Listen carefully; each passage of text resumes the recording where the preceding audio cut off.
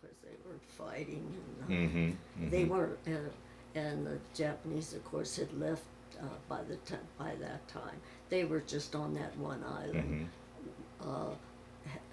I don't know how long they had been on that one island, but they had pulled out when we were started coming up there. And once they were pulled out, were you still getting casualties from somewhere else, or was it mostly just people that got injured or sick that were stationed up there? What was Right. your Yeah. patients mostly? Yeah, That- because there was no more fighting. Yeah. Okay. So yeah, Yeah. but there was lots of other things. Right, like right.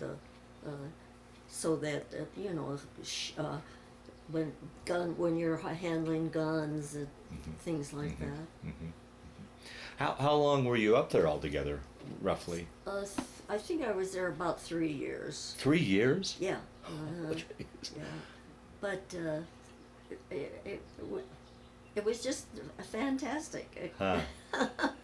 Did you ever get pulled off to come back for R&R to Anchorage or someplace, or were you? Well, that's how I happened to stay home. I was on leave at home when the war ended. So, and they didn't send us back. Okay. So Okay. that's when I was then, and I went to California, and I was at the big hospital in California, and then I had met my husband before this up in So that's where you guys met, was up in Alaska? Yeah. And he was obviously serving as well? Well, he was a pilot. Oh, wow, okay. And he flew the B-17s. Oh, wow. Yeah, so he had come in. He had had a bad cold, and he needed to have some care. So yeah, I met him there because it was my ward. Uh-huh. And then when I had gone home on leave then, really, and the war was going over. It was off. Yeah. Not entirely stopped, but were allowing us to take turns to go home.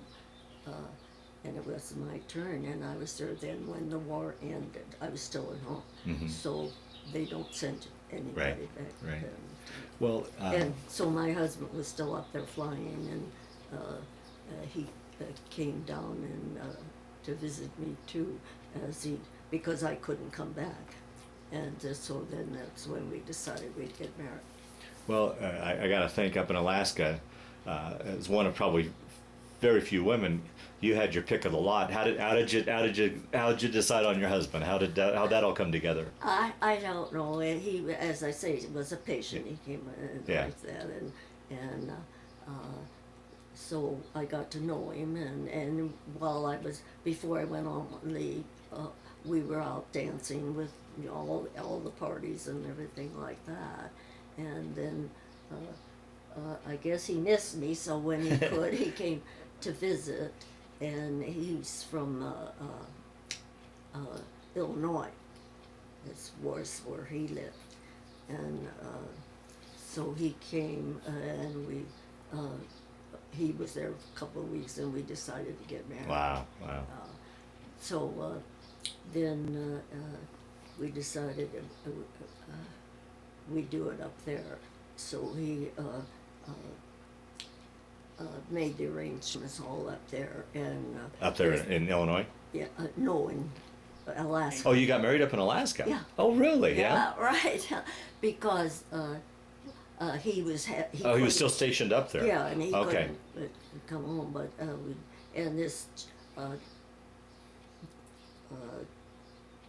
general whom we knew was in charge in Alaska, that big town in Alaska, Anchorage? Anchorage. He was the chief person there, and we knew him well. And he says, "Okay, you're going to have your wedding in my house." So I flew up there, and we had the wedding there. Wow. And, Now, by this time, had you been discharged, or were you still? no, I hadn't been discharged. Oh. But as soon as I was married, I was. They didn't keep us. Is that right? No. Wow. The minute anybody got married, women, we were done. I Do you- was very mad. Yeah, I was going to ask you. Do you think if it wasn't for that rule, or if you hadn't met your husband, do you think you would have stayed in and made it a career? Or I probably would. yeah, huh? Yeah. Well, we sign of the times back then, really, to do. Yeah. Huh. Yeah. But and as I say, it's terrible to say that I was happy, and it was a terrible war. Yeah, right. Yeah.